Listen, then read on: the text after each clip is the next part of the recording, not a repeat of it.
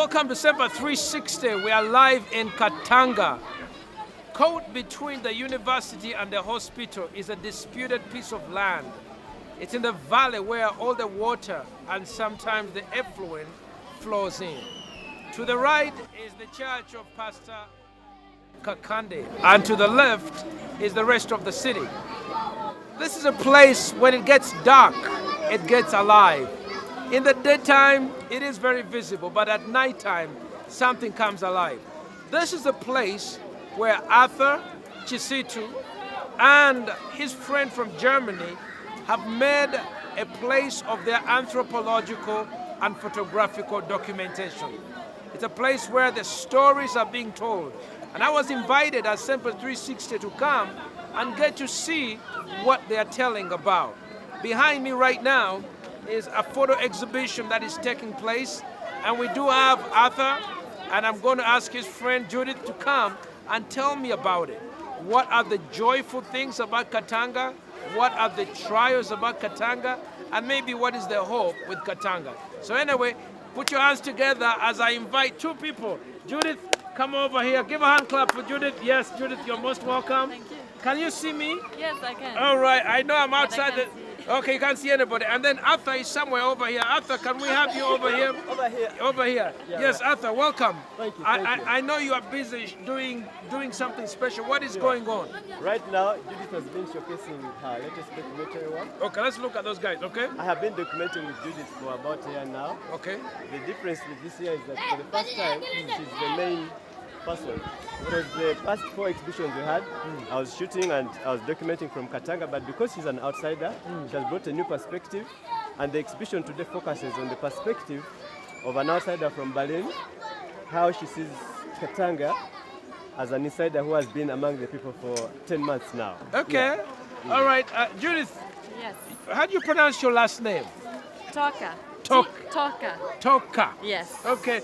Judith Toka from Berlin. Yes. So you're doing an exhibition of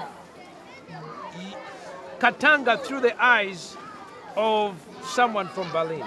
Yeah. What are people seeing? What did you see? I see a lot of different things, of course, and also when you spend more time here, you see more things, and you get more conscious about different things. So, for me, the most important things are that I see people recycling and being creative with the things that they have, that they find maybe on the ground, that they find in other places, like charcoal, like soil, and they use the water.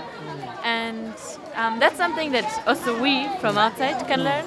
And on the other side, of course, I can also see people often don't have money to bring their children to schools. They maybe don't have shoes or they don't have the books for it.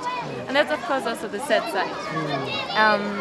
But for me, I like to also show the positive side of something, or the bad side. Because the news that you see, like when you're in Berlin or Germany or in the West or even here, you will see always the war, you will see bad things. But now, I also want to show, hey, there's also life. There are people who are happy. There are life who enjoy. People who enjoy life, and yes, Katanga is a place that is contested by the university, by the city. It's a place of conflict. How does that affect the people here from what you see? It affects them a lot. Right now, I know a lot of families who are afraid that their house will be get demolished, so they don't know where to go after that. So when they want to destroy the slum, where should the people go? Yeah, so they get affected a lot from the houses around and the things that they want to do. Yeah.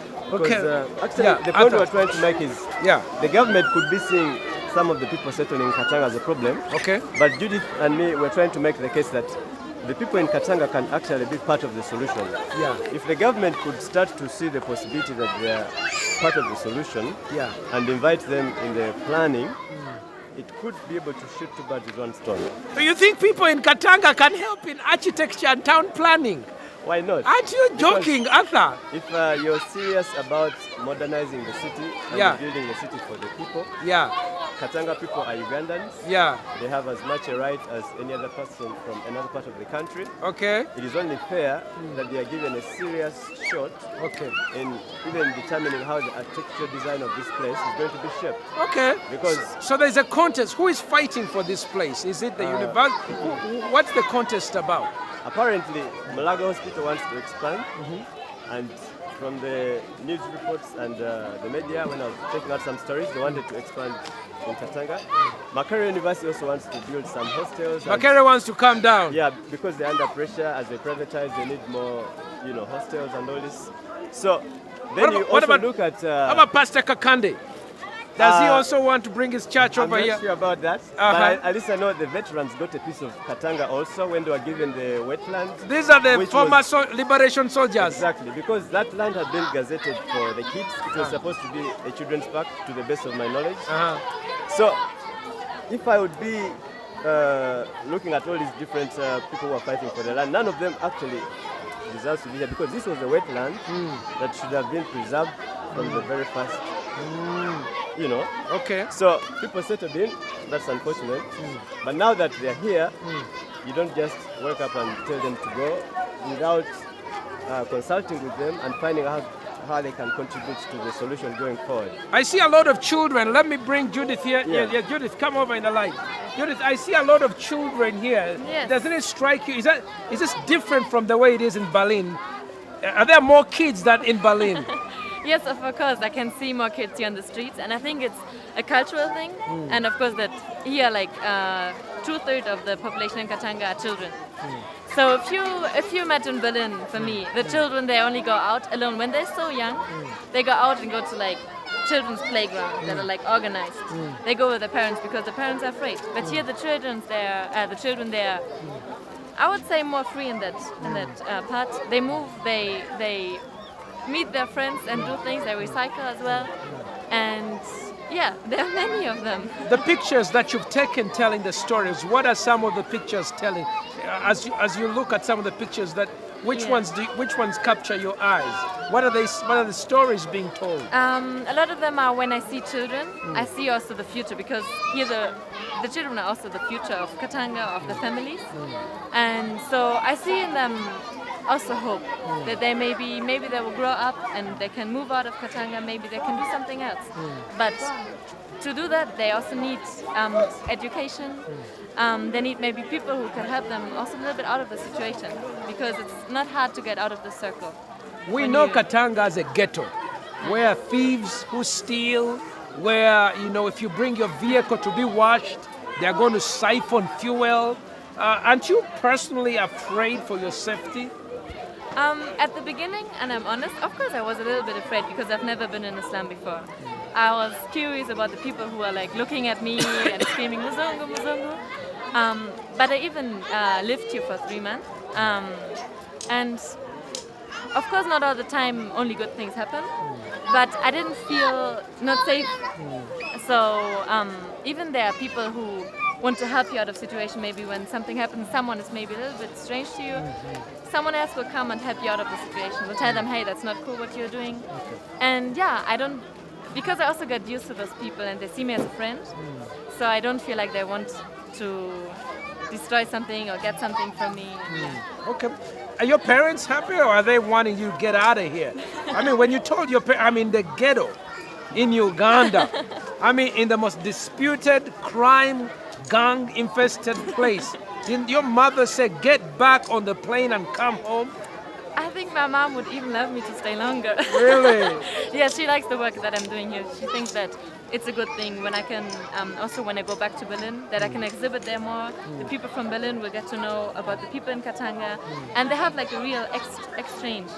And my mom thinks it's a good thing, and my dad as well, and I would love to continue with that. And when I go back to Berlin, it will just be like a second part of that trip and of that work. Your mom was here last week. My mom was even here. Your mom came? And we visited Katanga, also the children were dancing for them, also with my brother together, and they were amazed, yeah. When you look at what are the top 10 images that stand out in your mind as you think for what you want to share? What are some of the top 5, top 10 images that stand out? What does that see? Look like? About Katanga? No, in the pictures that you are exhibiting. In the pictures? Yeah. Which one's some of your favorites? Okay, I have one favorite that you can't see it anymore, but it is a young girl. It's Michael Jackson's girl. She's called Jacqueline. She's not much older than 1 year, and she's holding a wheelchair. No, wheelbarrow. So she's looking into, behind her you can see Katanga, and she's looking into the future, so straight into the camera, and her eyes are just lightening. Then it's hard. Okay. It's hard to say which one is your favorite because it's life in Katanga. it's life in Katanga, and also people are different. So when someone sees the picture, it will always catch them differently. Yeah. Someone may be like one, and the other one likes this because it gets different thoughts, different imaginations that you have. So you can't really say what is your favorite, but okay, for me, I like this one a lot. You had the German ambassador visit Yes. this place here today. That must have been a big thing. If you were to ask people who have resources, whether the embassy or the government or charities, what would you consider some of the areas to invest into the lives of people in Katanga to make their lives better? Of course, the hygiene, so like clean water would be really important. So they have clean water. Then education. They would need a school here where they can go for free, where they get books, where they get maybe shoes, and can learn more so that they can get out of the situation. I think those two are really To important you, things. health, clean water, Yeah, they would need like and education. Yeah. All right, Arthur. Yeah. Won't you? Arthur, when I asked these boys here what they enjoy doing, they told me they like soccer. Sports seems to be a big thing. Sure. Is that true? What else? What else do they do?